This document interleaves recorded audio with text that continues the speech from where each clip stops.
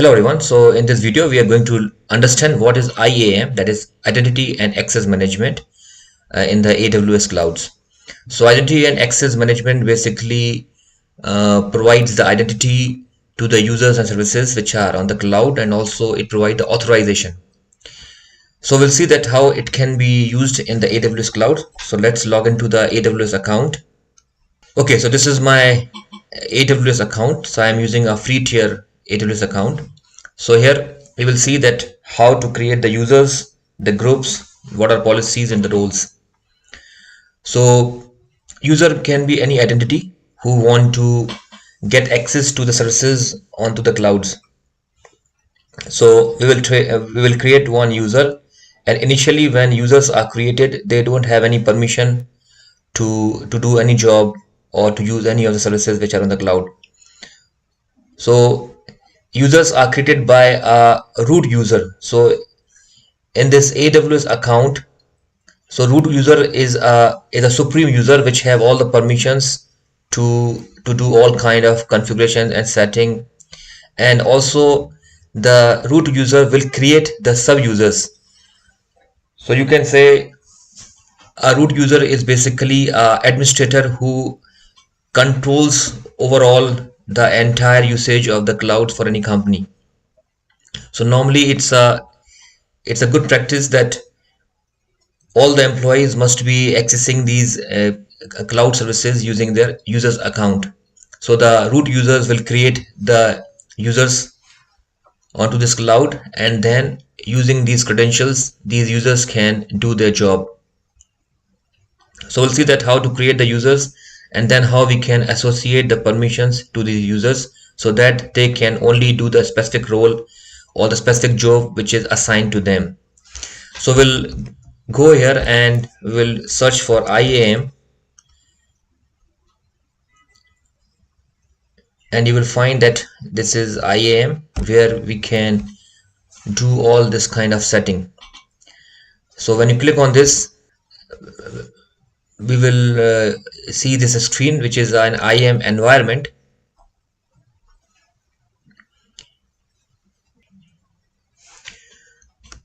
So this is my IAM screen. Here we can go to the users, and so far we don't have any users. So let us create one. Let us create first user. So I'll click on add user, and let's say this is IoT user 1. And then what kind of access we want to give to this user? Do we allow this user to use the services using a console screen, or also we want to allow them to access the services using a command line interface? So here we want to give we need to give one access key. Through that access key the user can do all the job using the command line interface.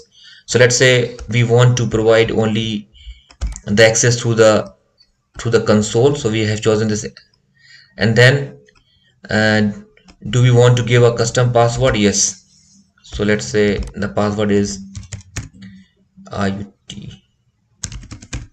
So we'll give some password here.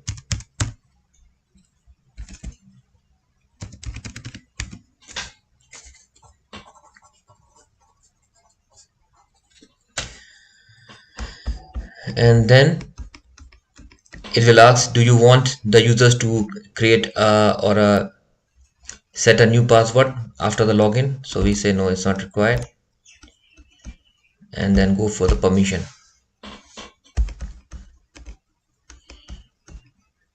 So here you can see that we have some options are here. Add user to group. So group is an entity where we associate permissions, and whenever we create a new user we can add the user to the group. So the user will automatically get all the permissions which is given to the group. So far we have not any group created so far. You can also get the permission assigned to any other user to the newly created users, or you can also create your own policy, or also you can attach any existing policies which are already there in the AWS. So if I click on this, you can see that we don't have any user, so we cannot transfer, or we cannot copy those permissions. So for example, if there is one user, we have assigned a permission, let's say we have given a permission to access the EC2 instances, or we have given a permission to uh, access the database, or we have given the permission to update the records on the S3 bucket. So these are some permissions that we have assigned to some user, and we want to give exactly the same permission to a new user. So we can simply copy these permissions from this existing users, and there is no need to specify separately all these new permissions to the new users. Then if you look at there, we have many permissions already existing here. So let's say if we want to give some permission, let's say read only permission we want to assign to this user, and we want that this users can access the services, but it can only access, it does not have a permission to delete or create. So let's say read access only, this is read only. Now this permission we want to give, so let us search. So already in the cloud, this is already been created. So either we can use the existing one, or we can also customize the permission by writing a code. So it's basically a JSON code.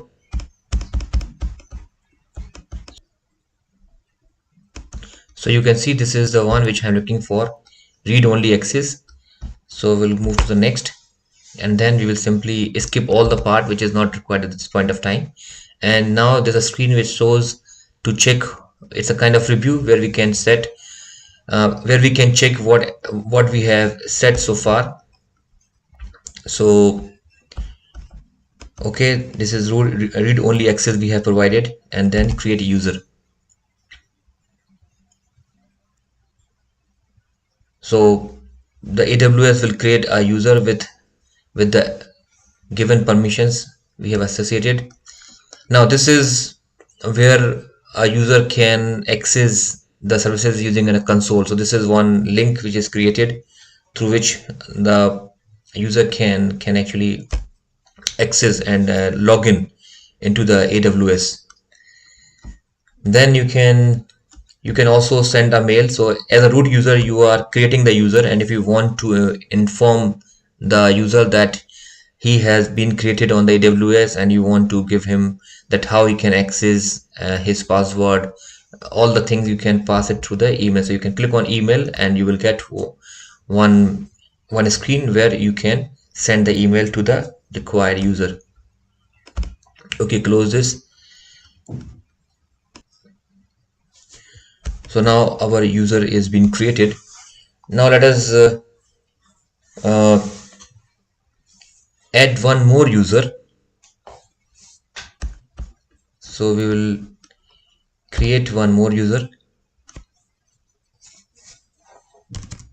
IoT user 2, let's say, and we want to give both the permission. He can access through both the modes, and again we will give a password here.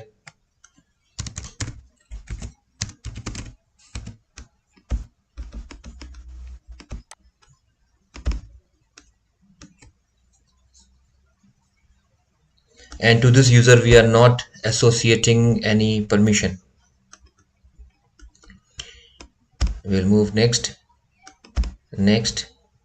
and user has no permission so far.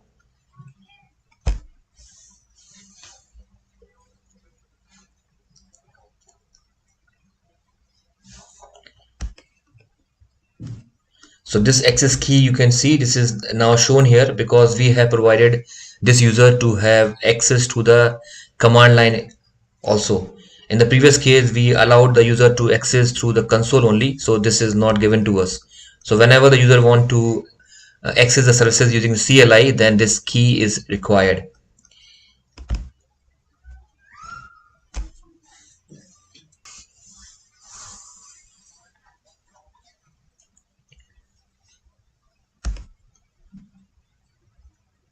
So now we can see that 2 users are created in our account, and if you click on this user,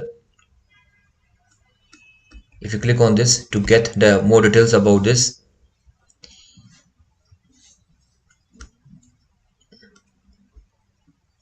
so here you can find one link is given. This is a link, console sign in link. So with this link, the user can sign and access whatever the permission is given. So let us copy this and we'll use a new browser, and then we can try to log in with this new user.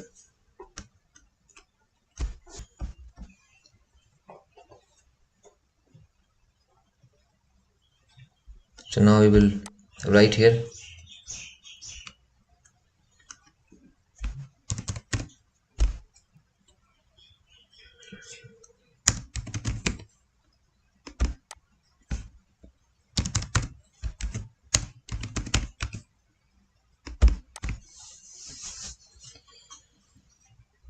and then we are trying to log in to the user 1 account, and you can see here we have logged in that IoT user 1.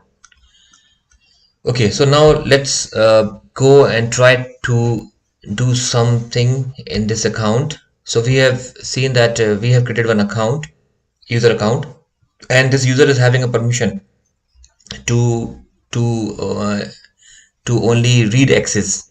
It does not have a permission to create, delete, or update. So let's say this user want to create one bucket. So we'll search for S3, and here you can see this S3 is here. So you can click on it and it will take you to the screen where we can create the S3 and associate the required permissions there. So far we don't have any bucket. Let us create one bucket. So bucket is basically a storage that allows us to store any object. So bucket is, let's say, demo bucket 1, or say user bucket 1, and this is where we can assign in which region we want to create this. And if you want to keep the setting of any existing bucket, you can simply select from here, and all the setting which is given to the other bucket will be applied to this new bucket. Then we can, this is this bucket can be accessed publicly. So initially, for all the services, all the resources, you can say, which are on the cloud are not accessible. They are not accessible. They are not allowed to be accessed. So we need to do some setting, and where we need to assign that how this resource can be accessed. So let's say we are allowing them to access through the browser as well. So we are simply removing this here, and then we just can tick on it that we acknowledge that we are aware about giving the permission that the resources can be accessed publicly, and that's all. There is nothing else to be set. So they are saying user bucket 1 is already there. So these bucket names are unique, they are universally recognized. So we need to assign the bucket name which is unique. So let's say I give IoT user bucket 1, or let's say user 1 bucket. Let's see this exists or not. And the bucket name must be unique and must not contain space or uppercase letters. So this must be only small cases.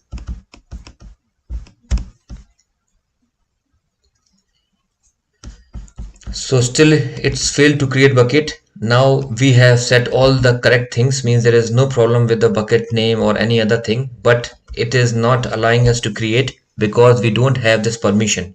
So creating a bucket is a kind of job which requires a permission, but we have given the user to only read, means this user can only access the bucket which are already existing, but it cannot be allowed, it is not allowed to create a new bucket. So this is not possible with this user. So now let's go back to our root user, and then we will assign the permission to this user to create a bucket and also to delete the bucket. So let's go to the root user. So we have to log in again with the root user.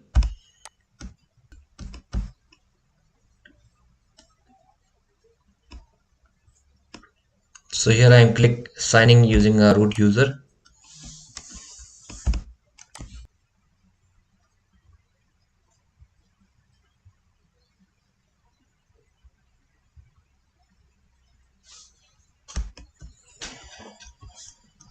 So now we are into the root user. Now root user can do all the jobs. Means root users can by default has a permission to do all the to access all services and can do all the things which is uh, provided onto the cloud. So let's say if I want to create a S3 bucket using a root user, then it can be possible. But when I try to create with the user one account, then it's not possible because we have not given that permission.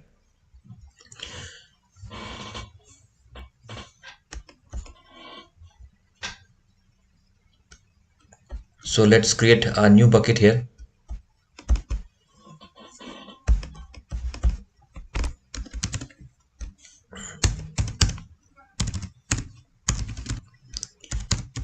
Just give this name to identify that we have created this bucket using a root user account. Then we simply keep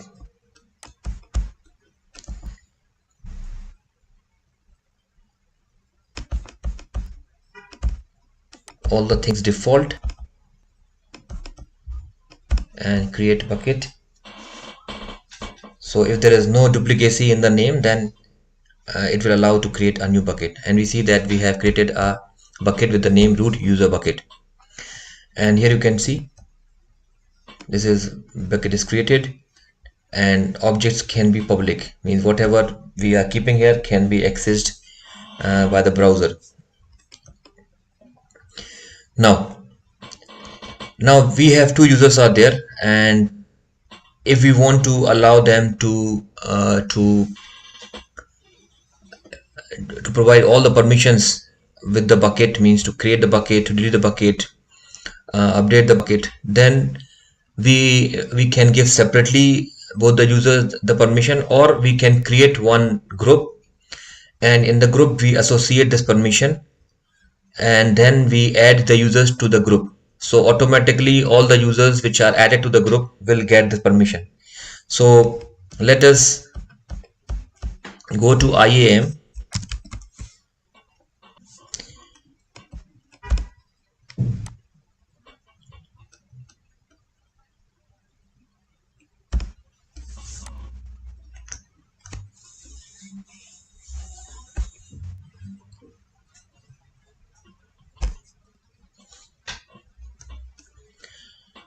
So here actually I am logged in with a root user account, and now we'll create a group.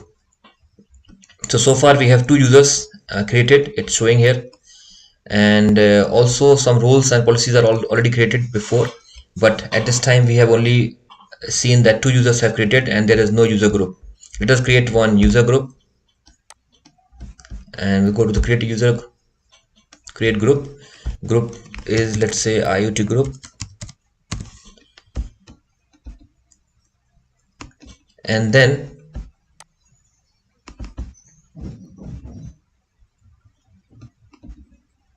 it is asked, do we want to add the users to the group or not? Okay, we want to add both the users to the group.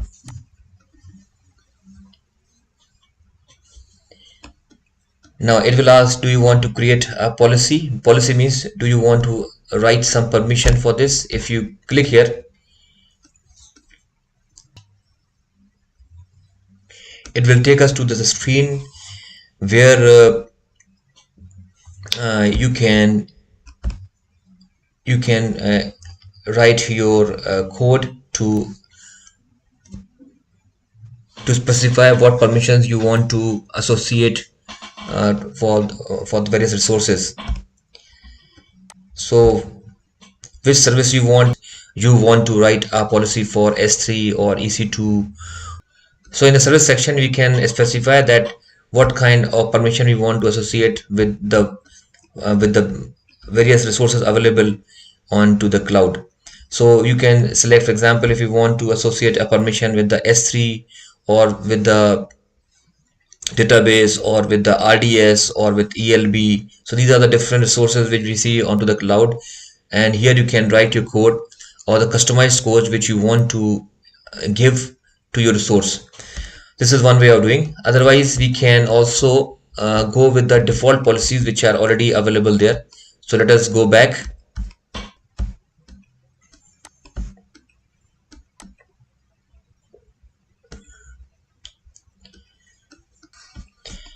So we'll go with the user group, create group, and then we write here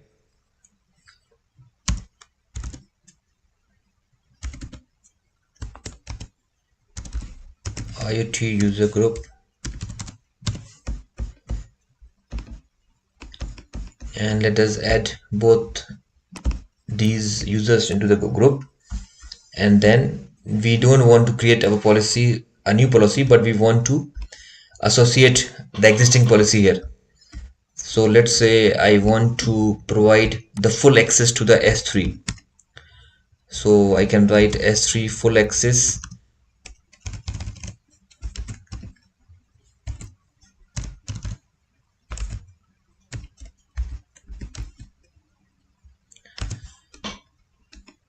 so we get this Amazon S3 full access. That means the user can do all the operation with the S3. Then create group. It's now working for us, and your group has been created. Inside the group you can see 2 users have been added, and we have given the permission for full access of this Amazon S3. Now if we go to means if we log in with any of the user account, we see that we are able to do all the operations. So let us log in with user 2 and see, is it possible to access this S3 and do the operations. So we will go, so you can see here, go to the user, let's say user 2,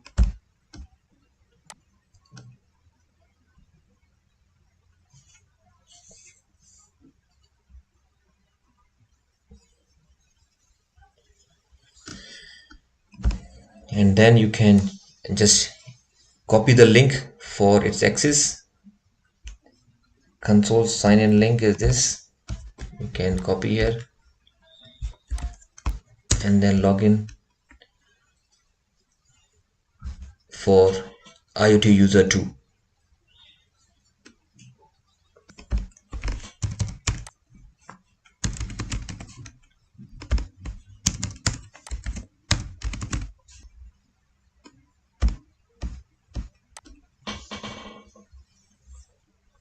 And here you can see that we have now logged in with IoT user 2,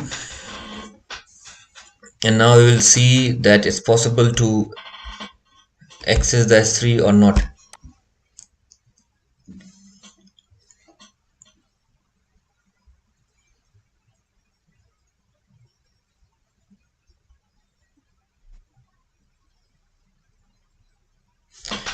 So you can see here that this user has a permission to access the root user bucket, which is created by the root user, and not only he can simply see the content of this bucket, but also it has a permission to add the things to this bucket. For example, if this user want to add something onto this bucket, just click on upload and add file,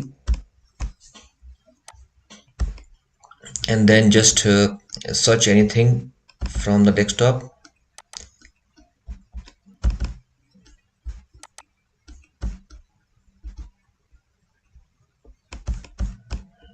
Okay, then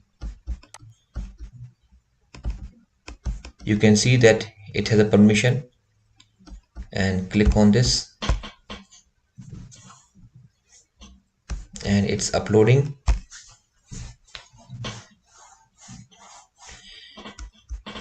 Now it's already uploaded. So we have seen that the user 2 has a permission to do all the operations with the S3, because we have a full access permission to both the users. Now if you try to delete any of the file from the user 1 account, and you will find that it is possible, because we have assigned the full access permission with the S3 to both the users. So this is how we can create the users, we can create the group. We have something called role also. The role is used basically when one service want to access the other service. For example, we have one S3 bucket is there, and also we have EC2 instance is also running on our account. And if the EC2 instance is basically a virtual machine, and if with this virtual machine I want to access any S3 bucket, then directly we cannot do it. So we can create a role, and that role is a kind of permission that we associate to the EC2, that EC2 can access the S3. This kind of job can be done with the help of role. So role is basically for a more secured access onto the cloud resources. The other usage of role is if I want that other user can access some of my resources onto my account, then I can create a role, and with that role I can assign to a outside user, and with that role the outside user can also access, or you can say he can also do a limited access onto the resources which I am using onto my cloud. So I will set one configuration for that demonstration, where I will create one EC2, one S3, and then we can visualize that how the roles can be used onto this cloud environment. So far we have understood what exactly are the users, how it is created, what is group, and how we can add the users to the group, and what exactly is the policy. The policy is nothing but is a kind of permission that we associate to the users, to the resources onto the cloud, so that the things will be accessed as per the company policies or as per the company requirement. So this is all for this video. Thank you very much.